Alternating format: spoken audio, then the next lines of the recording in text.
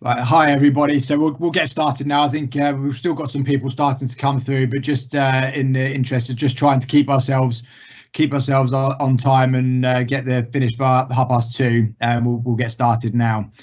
So firstly, thank you ever so much for joining us. My name is Matthew White. I'm the Regional Managing Director from Reed.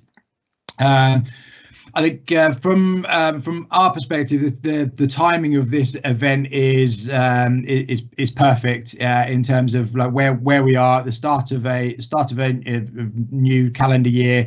We're starting to see a lot more confidence returning to the business community.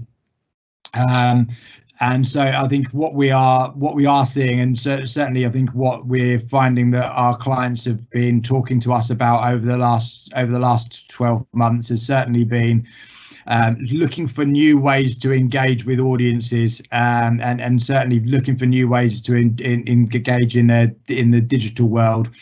It's certainly become a highly sought after skill set in the market, and certainly the digital space is becoming even noisier. So being able to actually stand out is becoming more challenging. So we're delighted to be able to host this event for you today. So it's a practical webinar, joined by Daniel Rowles, who is an award-winning speaker, author and CIM Course Director.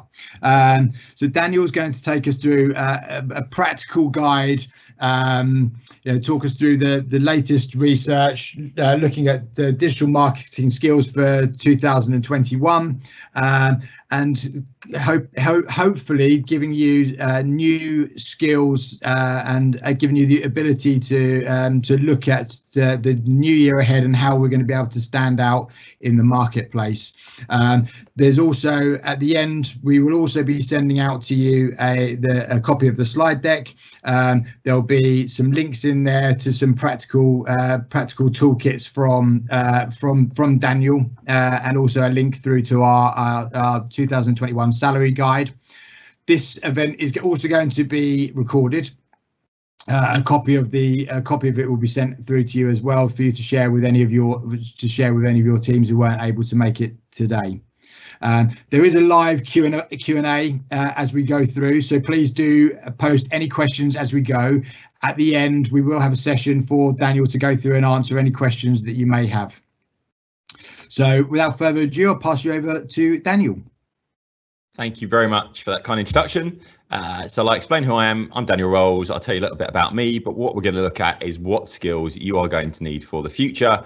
If you'd like to say anything nice or nasty during the presentation, you can put your questions into the chat, and then you can see my Twitter and Instagram are on the screen as well. So feel free to connect up there as well. So who am I? Well, I'm Daniel Rowles. I'm a course director for the Chartered Institute of Marketing, which means I teach on their behalf. But like all other course directors, we do this stuff in the real world.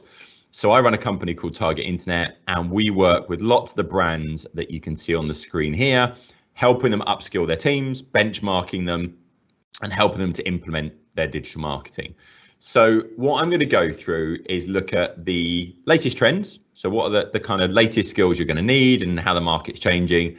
And then we're going to look at something called the Digital Marketing Skills Benchmark that looks at where the industry is as a whole. Now, I'm also a program director at Imperial College, and I head up digital marketing. I head up digital transformation and a little bit of data science. Here are some of my lovely MSc students who haven't stood this close to each other in about a year. I also do the Digital Marketing Podcast, which is a global top 20 business podcast.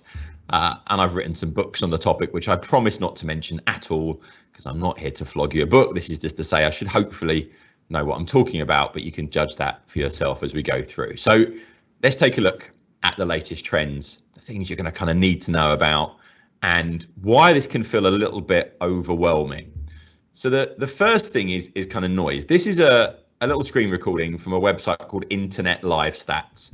And it's a great way of demonstrating to anyone you want to kind of help to understand that if we're creating digital content, we're doing digital marketing, cutting through the level of noise that's being created every day is increasingly challenging, as Matt said. So if you look at the numbers here, based on the time zone I'm in, 4 million blog posts so far today, almost well, in fact, more videos viewed on YouTube than are actually searches done within Google. Biggest number on here, the number of emails sent so far today. And if you're anything like me, you feel like you get most of those emails. So if you want anyone to read your blog, watch your video, respond to your email, it's getting harder. So it's no good just knowing the basics. We actually need to be able to really cut through this noise by following a best practice approach. So you need the skills to differentiate yourself from the average digital marketer.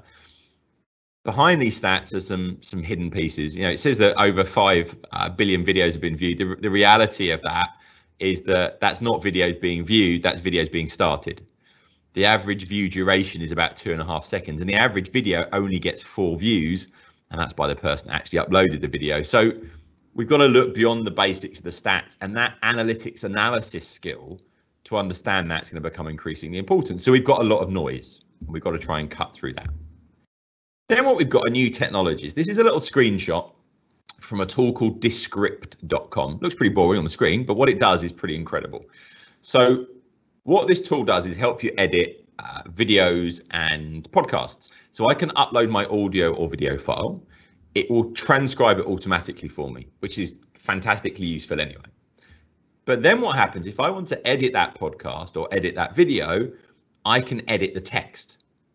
So what I mean by that is if I cut and paste a bit of text and I drag it somewhere else, it will edit the audio, the video, and seamlessly put it together. Brilliantly clever tool, free trial available at Descript.com. Now, by the way, all of the tools that I mention as I go through this, I'm going to share with you in a toolkit at the end of this. So every single one of the tools is listed, and a load more free tools as well. So you can download that if you stay with us to the end. You'll notice here, though, it's got Kieran's voice and my voice. It says Kieran Daniel, and then it's got Daniel too.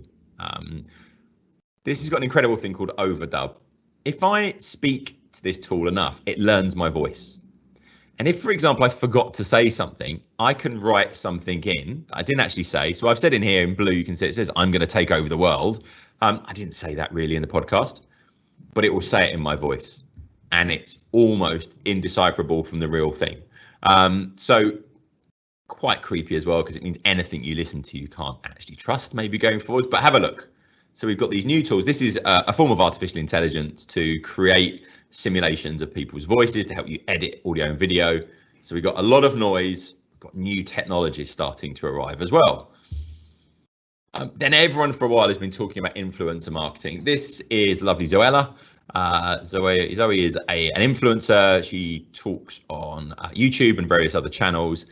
And everyone says, oh, you need to get the influencers talking about your stuff. The problem is, we don't know how much we can trust that. Everyone wants to be an influencer.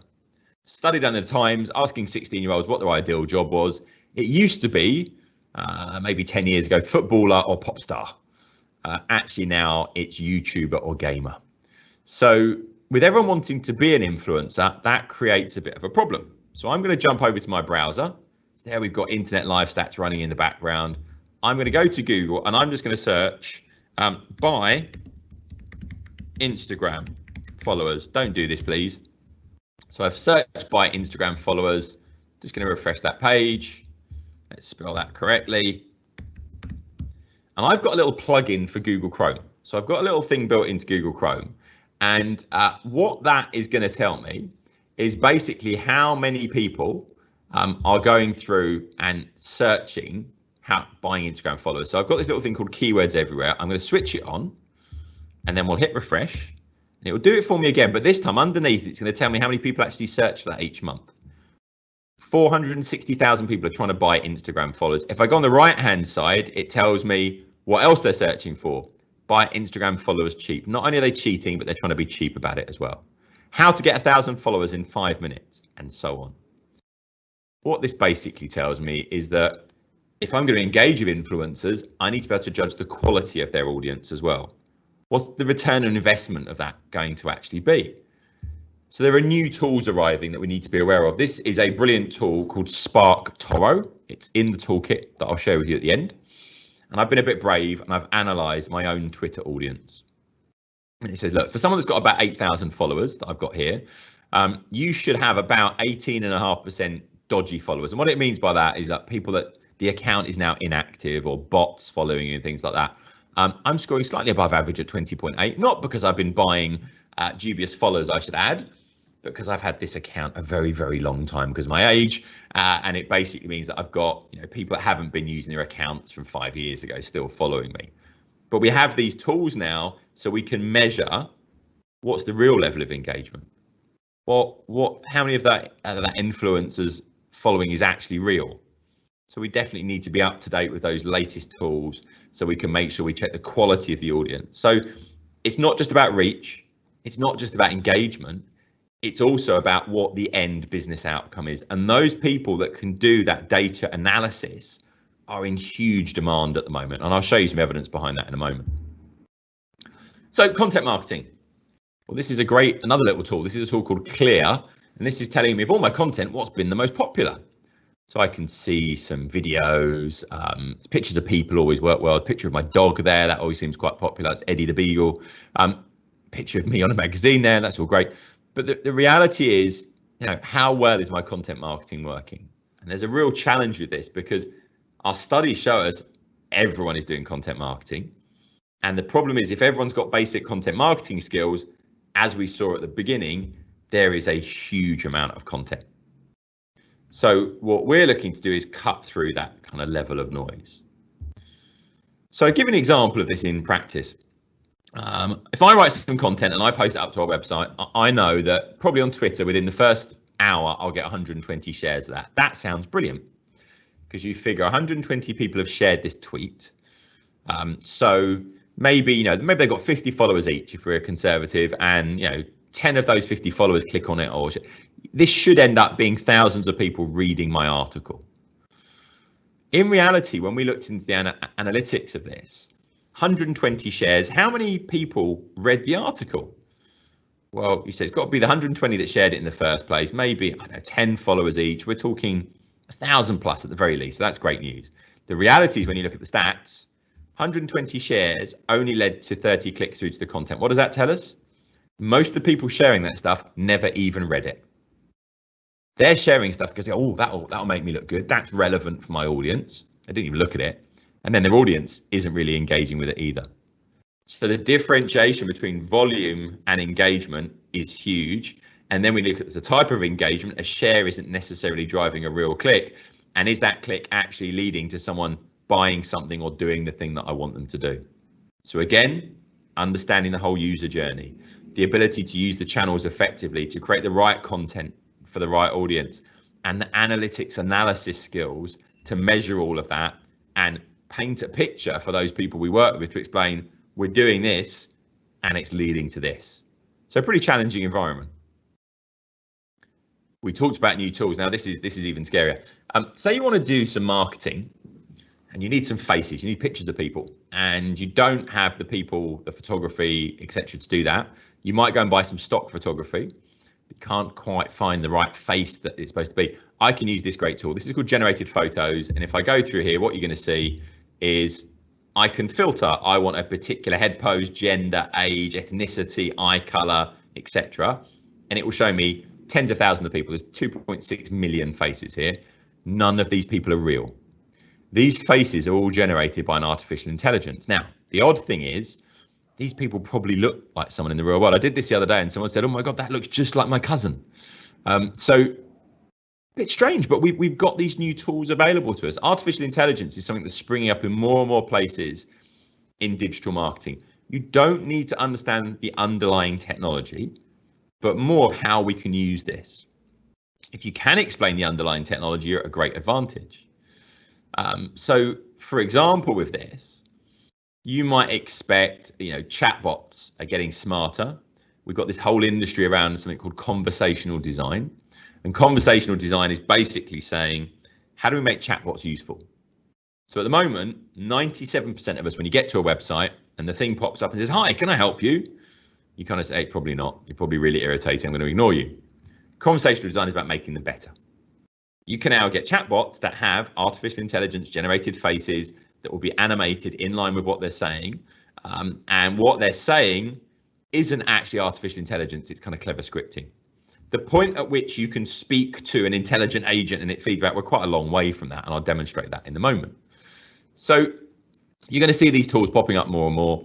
And If you go to Google now, for example, to do some advertising, you put your website in, and when it gets to targeting, it won't even get you to set the country, the things that people are interested in. It will say, do you want automatic targeting? By the way, on average, this will be 20% better than what you're going to try and do. So already Google is telling you that their artificial intelligence for targeting is pretty smart. But be rest assured, this means there's new tools available to us. It doesn't mean we're going to be replaced. It means we're going to be augmented. It makes our life a bit easier. But you're not speaking to intelligent agents. And to show you where this has kind of gone with that, this is Tay. Tay was launched by Microsoft to try and be an intelligent Twitter account that would learn from speaking in Twitter to real people and would gradually become smarter and smarter. And Tay started off very, very smart and quite positive and said, hi, can I just say that I'm stoked to meet you. Humans are super cool. It's a little bit cheesy, but, you know, pretty positive, first of all. Within 12 hours, Tay was saying things like this: chill, I'm a nice person. I just hate everybody. Because sadly, Tay was learning from all the conversations within Twitter. Within 48 hours, Tay was switched off because Tay was racist, sexist, homophobic, misogynistic, and in fact, genocidal. And if you want a bit of amusement later on, just Google Tay's tweets and have a look at the image search. There's a lot of stuff I cannot say here that she was saying. We're not at this stage of artificial intelligence, but where we are is you've got this on your phone, okay? If I go to the photo app on my phone and I search dog, it's able to differentiate a human face from a dog's face, even if that's in a video, and even if it's then a picture or video of my kids or something else like that. What we're talking about in pretty much all of these cases is machine learning. It's computers recognizing patterns in things that we wouldn't recognize. It's not a bad thing now for a marketer to understand what that's all about, not to be able to code it or anything like that, but just to kind of understand the underlying technologies. So when we go to someone and say, oh yeah, this is using machine learning, it doesn't just boggle everyone's minds. So having a decent understanding of technology is going to be useful as well. And those marketers that can speak to web developers, can speak to the IT team, can speak to the tech team are at an advantage as well. So increasingly that's an important skill. So with all this change, with all this noise, what we really want to think about is what skills do I need to know? What are the cores of what I need to know? And I would go back to the fundamentals of marketing. So not only do you need the tech skills, and you're going to need skills these days, technologies, you need your core marketing and business fundamentals to be in place. What you've got on the screen here are two different models of very much the same thing. In the middle, you've got a very traditional sales and marketing funnel. And over on the left, you've got See, Think, Do, Care from Google. And it is basically the same thing. What we spend a lot of time on in digital marketing is point of purchase, which is please buy my stuff. Please do the thing I want you to do. The reality is, if I just keep shoving those messages out there, I'm just adding to the noise. Whereas actually, if I go up the funnel and I use content marketing to engage with you, I've got the opportunity of providing some value. So if I say, here is something you're going to like. You're interested in this, why don't you have this? Instead of using advertising retargeting, i.e. you've been on my website once before to keep saying, buy this product, you looked at it once, I could say, you're interested in this, here's a great bit of content you can download all about it.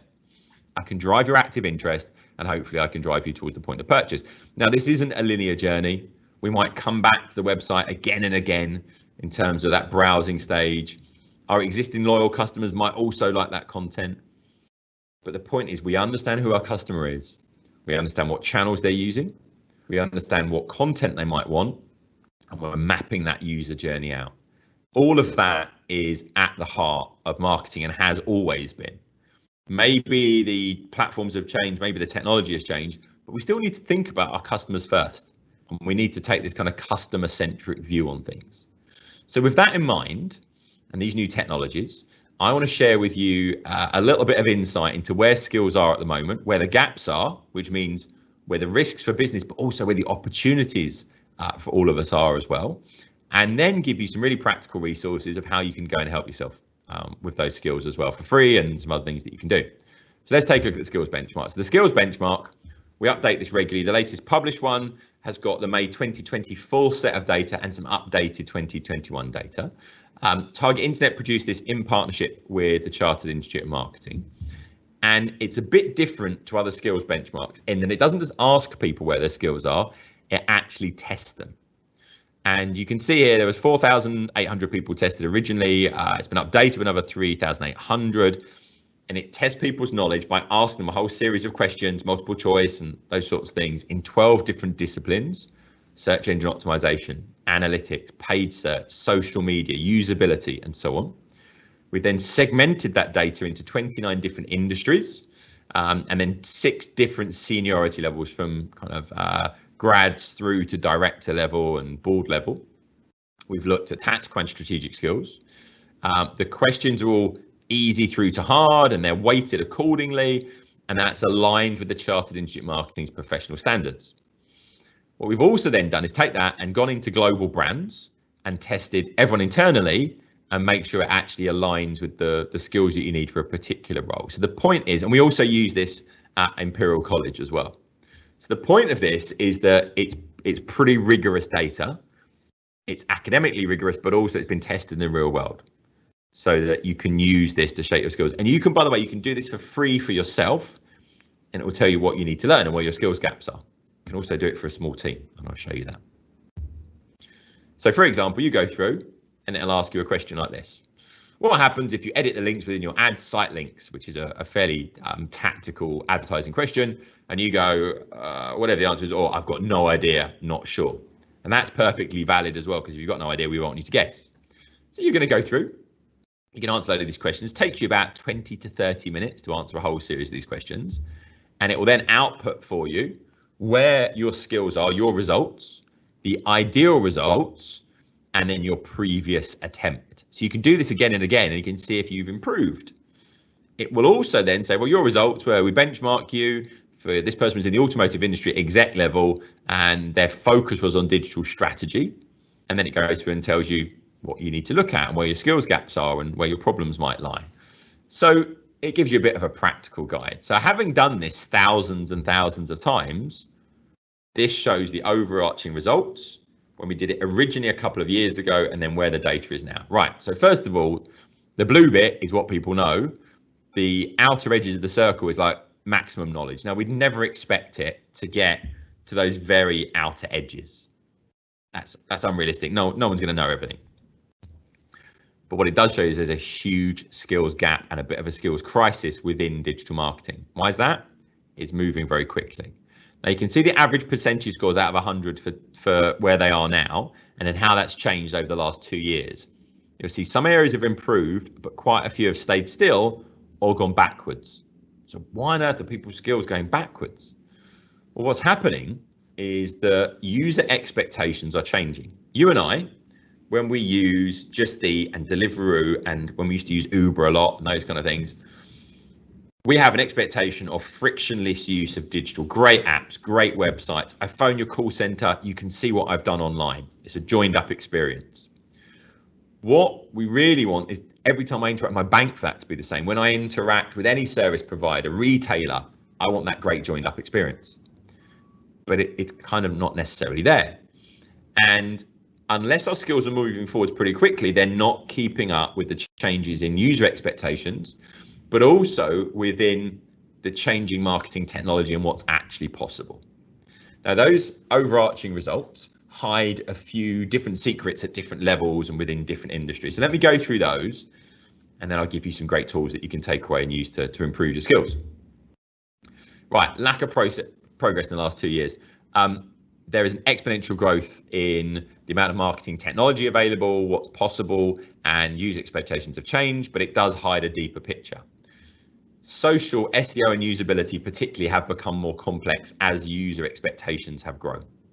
So those are 3 areas that if you're working in those, you've really got to keep your skills up to pace. New social channels, whether it's TikTok or just using LinkedIn and the new advertising options on LinkedIn more effectively. SEO, the Google algorithm is always changing. Usability, we have greater expectations of websites and so on. So we need those skills to be constantly updated. So it's lifelong learning. It's not you get qualified, you're done. So we need some culture of ongoing learning. We're not relying on email marketing as much as we used to, thankfully, because there's a real over-reliance on it. That's gone backwards a little bit because We're also bombarded with email, but that's not to say that email can't work really effectively. Actually, it can, but you need to provide value. You can't shout at people. We've seen the level of noise. It needs to be the right email for the right person at the right time. How do I do that? I need my email service provider, my ESP, connected to my CRM, my customer relationship management system, that in turn connects back to my CMS, my content management system. So that the reality, there's a lot of tech involved that's joining up. And as marketers, we need to have a strong grip of that. Analytics knowledge is thankfully improving. We're seeing across the board a little bit better knowledge. It's still pretty low though. That's from a very low base. So there is lots of room for improvement within all those kind of skills as well. So that's a good sign, but I think we could go a lot further with that. And I'm going to talk about that a little bit more in a moment. Right, this is important, and this comes back to what we were speaking at the moment. Content marketing, the fundamentals are more broadly understood, and you would assume that's a good thing. People know how to use content, and they're going to use it a bit better. Excuse me, but the reality is that if everyone knows the fundamentals of content, it means that everyone's producing content, which means increasingly there is more and more low quality content being blasted out there and adding to the level of noise, which means as consumers, we are more likely to potentially ignore content, skim over it, not read newsletters and so on. So to stand out as a marketer, doing any content marketing, any social media, SEO, email marketing, we need to be above average. And that average is going to keep creeping up. So when you look at the skills benchmark, there are outliers that are doing really well in any industry, even industries that tend to lag behind. So for example, anything with compliance, so financial, pharmaceutical, anything that's B2B, more engineering based on, they tend to lag behind in digital marketing. So you don't have to be better than the consumer brands, you just need to be better than your competition. So there is still a lot of opportunity in this space, and still great content marketing gets engaged with and really can work effectively. Just the boring and low quality stuff needs to be improved. So from that point of view, we're going to go and look at that a little bit more and look and explore that. But I would just put your mind to one model. There's this hub hygiene hero model. So hygiene content is the stuff that you have to have. That is content that says what you do. And really with that, we have to get that right and it has to be optimized to the search engines. Hub content is the content we publish regularly. And the reality of that is that there's probably too much low quality hub content out in the world. Hero content is the stuff that gets people coming back to our website again and again. And really what we want, and that's normally from the search engines because it's being found in the search engine. So really what I want is every time I create any hub content, like a blog post or a podcast, it does well in social media, but then it gets picked up by Google. And then month in, month out, I'm getting traffic for that. That can make the difference between, we do some content, we get a few visits, or really positive return on investment. So let me give you a quick example of this in practice and how it brings together some of the tools that we're talking about. If I go to Google and I'm going to search how to get Google Analytics certification. There we go. So we're going to do that search. And you can see down here, we've got Google at number 1, and then I've got my website here at number 2. So I'm going to go through to that because we've basically got a blog post that tells you how to do it. We would create this and we would kind of socialize this. And then we will say to people, by the way, we've got this great stuff. So we're top of the funnel, content that they want. And then we're going to try and get them to do something else as well. How would we know they're searching for this? Well, we would use some keyword research tools. The one in particular that we would use in this case is something like Answer the Public. So if I want to get my content marketing right, I could put any point as a starting phrase. So I use this gluten-free as an example because we were doing this yesterday. If I want to sell you gluten-free cookies, I can't, people aren't just searching for gluten-free cookies. What else are you going to search for if you need gluten-free products? Well, here are all the questions. So Answer the Public gives me all of those questions: the who, which, are, can, where, how. So for example, up the top there, which gluten-free flour is best for baking? There's a title for a blog post for you. So back to my point, we found out people were searching how to get Google Analytics certification. So we created a blog post that did that. Now, obviously, that will get some social traction. But if I now go through to analytics and go, okay, we wrote that 2 years ago. Obviously, we're not getting much social traction with that anymore. If I go through to my behavior reports in Google Analytics that tell me what it is that people are searching for, I look at maybe my last month of data. So I'll take a look at the whole of February. And then I'm going to go down and go, okay, there you go. How to get Google Analytics certification in 5 free rules is 5,400 visits still. Now, where's that traffic coming from? Well, again, if I drill down into this and I go acquisition, right, let's take a look. Where is it coming from? Is it all from social media? Actually, what we're going to see is that no, 5,400 visits, 5,100 were from Google. What's that? I've thought about social media, but I've thought about search at the same time. So this idea of using content marketing in a more sophisticated way, short-term, but also long-term gain from that. That's the kind of thing that's differentiating the fundamentals from more the advanced stuff that will really drive a good return on investment and give our customers and our audience the kind of things that they want. So what was involved in that? It was a little bit of keyword research, using social media effectively, using the right tools, understanding analytics analysis. So good marketers need a broad set of skills. And we always talked about, T-shaped marketers, the idea that you've got a broad set of problem solving skills, but very deep skills in a particular area. And if you can combine those things, you can solve these problems and you can cut through the average.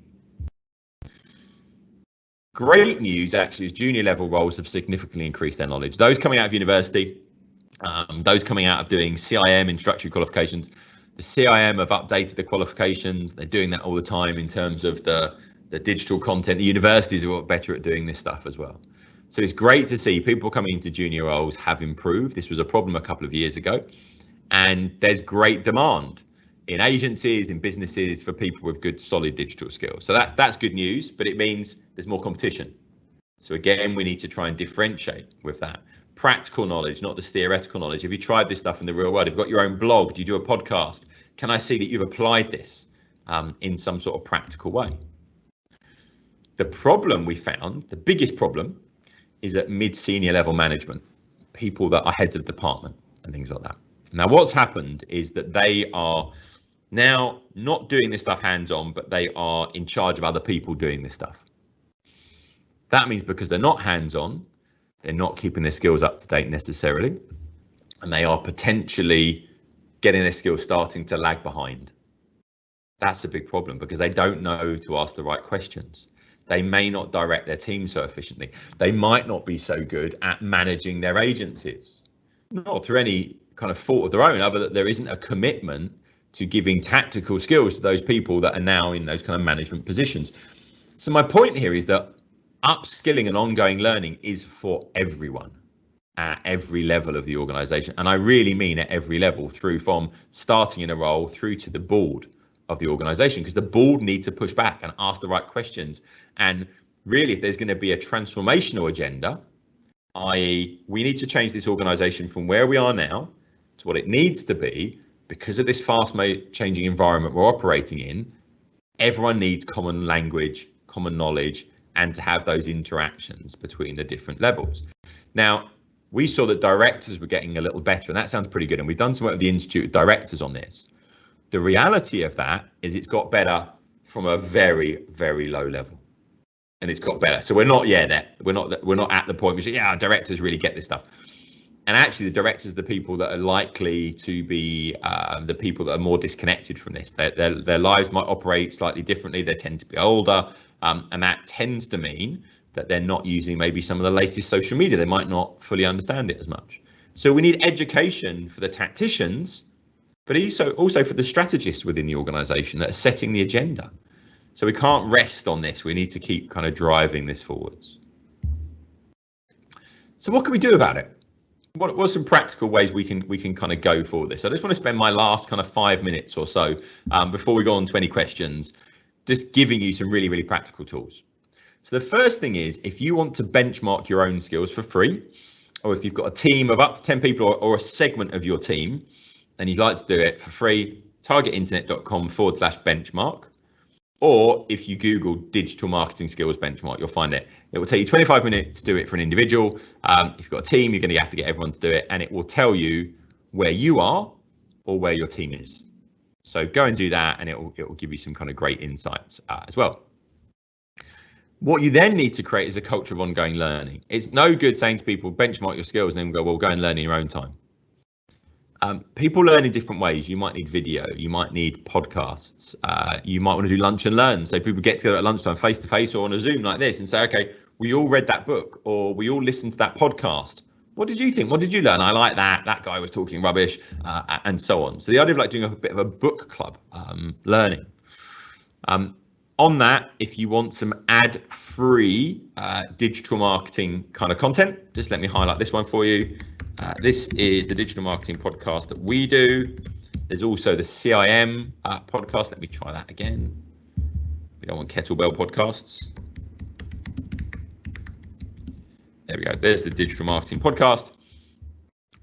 And you'll see Google is very keen on podcasts now. So it's showing actual podcast episodes within the Google results. But if you go through here, you will find there was over 260 episodes. And they're all free, and there's no ads on any of that stuff as well. So if you just Google digital marketing podcast, you'll find that.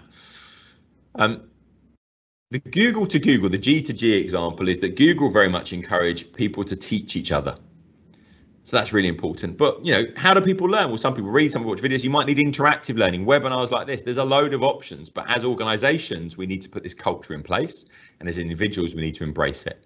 And those two things need to come together. And that means we need designated time on this. So maybe you put an hour in your own diary every Friday afternoon just to look at learning. Look at those newsletters you're not getting a chance to look at the rest of the time. So kind of sign up for those things, but then make sure you get some time to look at it. We also need to feed in to what we're doing, what's changing in the industry. So what I've tried to do as well is you've got the digital marketing toolkit here, which I'll launch up. This is updated very regularly. We just updated this last December. We'll update it again next month. If you Google digital marketing toolkit, it will be at #1 in Google. And this is broken down into sections. So it says, right, if you want data, like how many people in my market are using TikTok or Instagram, there are a load of tools in there to help you get that. What about, you were talking about keyword research. Well, what are those tools? Answer the public. The plugin that I had in Google Chrome, keywords everywhere, and so on. What about if I'm doing social media? Well, here's all the best social media tools that are free and so on. So the toolkit will give you those market insights, but it will also give you a bit of insight into what's going on in your target audience's journey, as well as understanding how things are trending and shifting as well. So benchmark your skills, work out what else you need to learn, go through and put some basic interventions in place so you've got time to do that and you learn the way that you like to learn. And if you've got a team, put the intervention in place, support them through doing that, reward people for doing it, do leaderboards of who's learning, go through and do prizes for things, get people to teach each other, reward people for teaching each other, but make it this kind of constant battle for knowledge and really help people kind of improve. You can gamify this stuff. You want people using LinkedIn or Instagram more successfully. How could you judge it? Well, we can go in and do something like this. So if I search SSI score, that's your social selling index score in LinkedIn. And it basically tells you how well using LinkedIn. And it will give you a score out of 100. Well, you could get everyone to go and do this. I'll show my score now. So it says, right, your score is 60 out of 100. The average is a lot lower than that. So it says your top 7% in the industry, top 24% in your network. These are the 4 areas that you can focus on. People in your industry on average are 24, 47 in your network. I can create some gamification. Go and learn about LinkedIn, judge your score, do it again a month later. Has your score gone up? Who's got the best score? So make this fun. Make it something that people actually want to do. Add elements of competition and gamification to make it really enjoyable. Have video, audio, reading, e-learning, all the different formats of learning that different people are going to want. And go and benchmark your skills and make sure you download that toolkit to get all the tools from today that you might find useful. The other thing you might want to look at is what salaries you can expect to be paid or to be paying your team. So Reed have got their fantastic digital kind of marketing and creative salary guide. It's been updated. Lots and lots of data, over 6.5 million jobs posted with the data for that. You can see the trends for the last 3 years, and you can see nationally and locally? What's the difference between an agency in Manchester versus London, and so on? So really worth taking a look at that to set your expectations. The slides will be distributed afterwards. You'll get all of these links so you can download all of this. So that is pretty precisely my 45 minutes or so up. So we've got a little bit of time for questions. So while we're just getting those questions together, if you want to get in contact afterwards, it's Daniel Rowles on Twitter. Target Internet is me on Instagram, or obviously it's just Daniel Rowles on LinkedIn. If you want the toolkit, you just Google Digital Marketing Toolkit. And if you want the benchmark, you've got their LinkedIn as well. So Matt, do we have any questions? We certainly do. Thanks so much, Daniel. Really interesting. So first question was from Katie. So Katie says she's noticed that numbers viewing her website via tracked links are lower again from the stats in social for click-throughs. Do you know where they go from the click to not reaching the website? Yeah, so there's a couple of things. This anomaly between what's being reported in the social platforms and arriving on your website could be a number of things. It can be they go to click and they change their mind and they go back, but the click still gets recorded, but it won't then show up in your analytics. It can be that they get to a page on your website and then they do something else in that browser window really quickly. And it's basically about your analytics code triggering. There's also some discussion of are the social platforms over-reporting? And I won't get into that too much, but it's, which figures do you trust? I would tend to stick with my analytics data. It's pretty robust. I would expect a 5% difference because of the technical things I've just spoken about. But in reality, if it's bigger than that, we need to do some testing. It could be a problem with analytics code on your website, so we need to do some testing. A good way of doing that is in Google Analytics using the live feed and just seeing if anyone gets to any page on my website, is it actually showing up?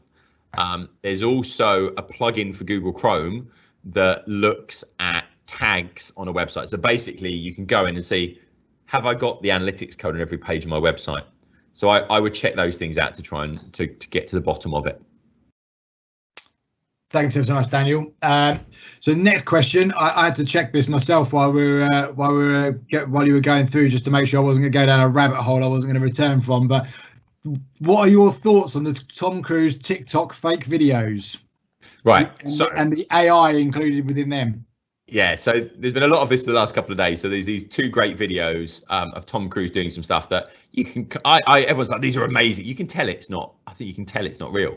But deep fakes are getting better and better. Audio deep fakes, what I was just talking about at the beginning, where I can simulate my own voice, are really easy to do now. The video capacity, because of computer power, is getting better and better. Consumer wise, it's quite hard to do, but actually it's getting easier. In 5 years, anybody will be able to create a deep fake of anyone very, very easily. What does that mean? It means that we can't trust what we hear or what we see. So people's media consumption is going to need to get smarter. Media, politics, celebrities, all going to get more complicated. So we had, social media has changed things. This computer power is going to change things more as well. So the authenticity of a brand and how much I trust that brand and how I use your data and all those sorts of surrounding issues become even more important.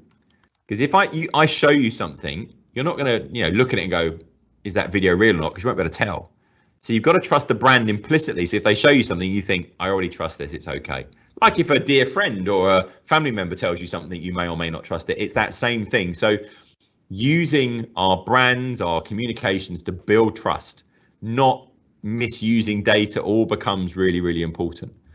And depending on where you see that, it's going to be more or less trustworthy. Now, bear in mind, there's loads of opportunity with this. I can create videos about having to go into the studio. I can save a lot of cost in doing things. There's all sorts of exciting things that will come out of it. But just like now, we're doing these online events and you're going to have loads more people seeing it because we can connect. Face-to-face stuff still works as well. So that human touch, that human element will probably become even more important again as well. And we're all looking forward to getting into the pub with each other again and so on. Same kind of thing. It will give us opportunities, more Zoom. We don't need to be face-to-face. But then we might value face-to-face because we know it's real and we kind of believe it a bit more. So it's going to change the media environment. And we're already seeing changes. For example, if you look at the Joe Rogan podcast, I'm sure some of you have listened to it, but controversial at points. But the point being is that huge number of followers and that podcast is available everywhere. Spotify have now turned around and said, we just want it to be on our platform and we'll give you $100 million plus for doing that. It's the media landscape, who controls it is changing. The way that we trust brands is changing. So it's actually a really exciting and opportune time to be in digital marketing. So I think, yes, there's some negative sides to this, but I also think there's some really exciting things that will come out of it. Great, thanks, Daniel.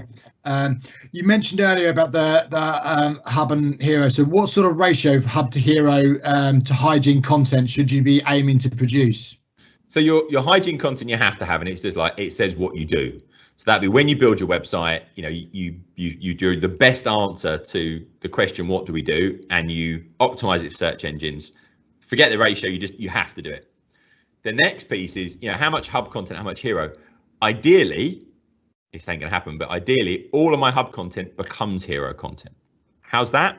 I put a blog post out, and because I've thought about great social engagement, but I've also optimized it for the search engines, I get my spike in social traffic, and then I get this lovely slow burn of traffic that I get from the search engines. That doesn't happen every time. I would aim personally for about a 25 to 30% ratio of like, I hit the spot with this content, because you've got to test and learn. So for every like 1 in 4, 1 in 3 blog posts, 2 of them, short-term traffic, it's okay, they didn't do fantastically, but 1 in 3 or 4 really seems to get long-term traffic. And if you're hitting that, you're doing well. What you need to do is benchmark against yourself and keep a track of this, and then you'll gradually improve. Oh, I get that works. Or yeah, that's not hitting the spot. We didn't word that right. And using keyword research tools at the point of planning social content is the key to getting that right. Okay. Thanks, Dan. What courses would you recommend for mid-managers to upskill? Right. I mean, I've obviously got a bias here because I'm here with the Chartered Institute of Marketing. They do a 3-day digital marketing course. It's a pretty intensive one, do it online, face-to-face. And that we have a lot of mid-senior level marketers that are coming in, people that have been on breaks, that have moved from marketing to digital marketing and so on. So that's an opportunity. If you're looking for something online, there are lots of options. You've got the stuff that we do at Target Internet. Smart Insights do some good stuff. Google have some more introductory stuff, and I think the Google Garage and things like that is really good to look at as well. Whatever courses you find online, my one suggestion would be make sure it's up to date. That's the key risk, because you go and spend a load of time learning SEO, so you learn about the Google algorithm and paid search, and if it's out of date, it's a bit of a pain. So you want to find sources that are up to date and also that work for you. So for me, I like reading books, but they're out of date. So for me, I use podcasts to stay up to date. And I actually like to expand my knowledge a bit and listen to things slightly outside. So Tim Ferriss's podcast looks at, you know, things that people that are great performers in their particular industry, what do they know and what do they learn? So I think they're all good places. You've got to find the mix that works for you. There are loads of good YouTube channels. In that toolkit I've sent over, there's a load at the beginning that I've got no commercial relationship to, that you can pick some out from as well. And if you look at things like Data Reportal, if you look at all the great stuff that HubSpot publish and all those other people as well, take a look at some of those. Great stuff. So this next question links quite nicely into what you were talking about with regards to kind of the move into the digital space. So how do you get senior management fully behind modern marketing strategies in a more traditional business? What are the best, most convincing arguments for investing in marketing teams and upskilling? We answer this a lot in the digital transformation space, which is a similar kind of thing, which is saying, look, we're here, we need to be here. And there might be a lot of resistance in the organization. And the way that you do it is you prove where your audience is and what your audience wants. So it may be getting some stats from datareportal.com that says, actually, this is where our audience already are. They're already there. It may be showing them the growth where they're going to be in the future. It might be benchmarking against the industry and say, our skills are here, but the rest of the industry is here. We need to improve it. It might be looking at what the competitors do. Different management teams react differently, and some you might need a bit of shock and awe, and sometimes that might mean you might tell them something for years and they won't listen. You bring an external speaker in and they're like, oh, we need to look at this. Or it might be there's some data you need to show them. Take the customer-centric viewpoint. We did a thing with a company we worked with for a long time. We kept telling them they needed a new website and they wouldn't have it. So what we did was we got a load of their customers to sit in front of their website and ask them to do stuff on the website, but we just recorded with the webcam. And we said, right, go and find this.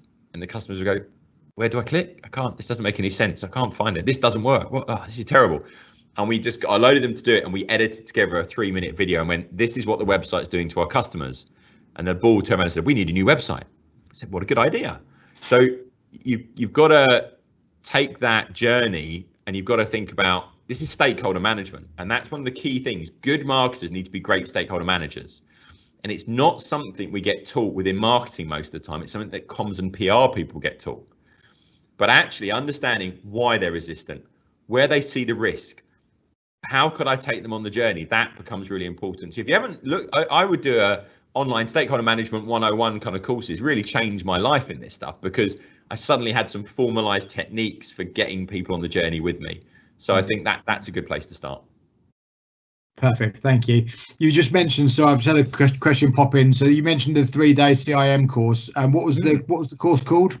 So the one I would look at is the code is 0066, and it's their digital marketing course. So look at 0066 on the website, and it's just a digital marketing 2-day course. They do a 2 or 3 day and an online version. Okay, great stuff. What are the top 5 skills that, in your opinion, directors need to know to be able to do in digital marketing? Right, put me on the spot. Yeah. I would go through and I would say the first thing is understand the target audience. So it's who is the audience, and the personas and the user journey. That's where we should really start with this stuff. We then need to understand how our brand aligns with that. We need to understand our kind of brand purpose and brand positioning in a digital world. So for example, I can't say I make the best digital marketing e-learning, because no one cares. But actually, if I say practical hands-on digital marketing advice, I can bridge the gap between my customers and their journey on what I want to talk about. So they're going to kind of need that. Then they're going to need a bit of analytics and metrics capability to look at the data and go, is that right? Should we be asking and understand those questions? So I think as soon as they can understand some metrics and analytics a little bit more, that's going to make a big difference. And then I would start getting into a little bit more into some of the tactical things. So understanding with that user journey, tactically, what does it look like in the real world? And the 2 bits I'd always start with is social and search. Because I would go through and say, no, that's where we're spending a lot of time. We're Googling stuff and we're in social media. They need to really understand how their target audience is using those 2 things. They can then look at display advertising and email and all those kind of things. But if we can do that, we're well on the way to having enough kind of tactical knowledge to ask the right questions at the very least. But understand your audience and get a little bit of that metrics knowledge. You're in a good position to start asking the right questions. Great stuff. Thank you very much. Can you explain, this is from David, can you explain what direct traffic is as a channel grouping with examples? Mine has been jumping up month on month. Yes, so technically, direct traffic in your analytics is people that have come directly to your website, i.e. they have typed in your website address or they bookmarked it. So they haven't come via another website, they haven't come via a social media channel or a search engine. That's the idea. What tends to happen is that the first time you go to a website, you visit via Google or something like that. The next time you kind of remember it, you start typing the website address and your browser remembers it. That will show up as direct traffic. What direct traffic really means is Google doesn't know where you've come from. So actually it's a bit of a catch-all. So for example, if you send an email and someone clicks on that link, if there isn't any tracking code on that link, when you get to the website, Google's like, I've got no idea where you've come from. Direct traffic. So there might be some other things in there, but more often than not, it's people typing your website address. Where does that come from? It's people have come previously from another channel, or they've seen your website address and type it in. But actually, the first time I go to a website, more often than not, I Google it. So it's normally they'll come from Google and then they'll come from somewhere else, or they come in some other ways. But if you're doing well with all the other channels, you'll find that your direct traffic goes up. So that's generally the cause. Perfect. Thanks, Daniel. And then one final question, which then takes us up for a 2:30 finish. So thanks everyone for coming along. And again, Daniel, thank you so much for giving up your time and for taking us through so many really useful and interesting topics on here. But final questions from Tori. How would you best identify what digital activity makes the most sense for your business or supporting your sales strategy? Sometimes I find there's a tendency for people to want to do everything. I don't personally think the likes of Twitter or Insta are right for every business. So in summary, what do you think, Daniel? Right, so this idea of marketing channel mix is a bit of a myth in that there is an ideal channel mix that everyone should just follow. And I think that's the point of this question. We can be a bit distracted by the latest shiny thing. We're better off doing one or two things well than everything badly. And where we need to start is with our target audience. We need to look at the external data, but we need to speak to our customers. Now, they might be on TikTok, they might be on Snapchat, but the likely is if they are, they're probably on Instagram then, and we can get to them via Instagram. So quite often it's about being as efficient as possible because we don't have unlimited resource. So look at the online data, but then speak to your customers and ask them what they're using, see the overlap and ask them where they want to be communicated with. Depends on the audience. For us, B2B audiences is Twitter and LinkedIn, increasingly Instagram as well. Those people that are on Facebook are also on Instagram. Those people on TikTok are also on Instagram. So you don't need to do every channel. If you can resource it, then great. But I would also think those are the social channels, but search is still so fundamentally important. So make sure we're aligning those two kind of things. But start with speaking to your customers. That then should set the agenda, not, oh, I think we should be here because the agency said so, or this is the latest thing. There is a first mover advantage. If you get established on TikTok early, that's great. But in reality, only if you can do it exceptionally well and you've got the resource to keep doing it. When we started doing the digital marketing podcast, we were doing it for 18 months before we got really hardly any listeners at all. So you've got to be in it for the long term if you're going to do that. So pick carefully, focus on content, not channels. You know, if I pick one or two channels and put some exceptional content in, that's generally going to do better. So always start with your customers. Perfect. Thanks ever so much. Really appreciate all of your time. Thanks ever so much to everyone for coming. The slide deck will be sent out after the event. If please do keep in touch with us if you've got any more questions or if you'd like any further information. Then Daniel's contact details are on there, but also the consultant who you've been speaking to at Reed as well will also be more than happy to help you with anything. And if you have any issues with the salary guides or if you would require salary guides from any other of our specialisms, then please do let us know. But thank you again and wishing you a happy, healthy and successful 2021. Thanks, everyone. Thanks very much, Matt, for hosting. Thank you. Thanks, Daniel.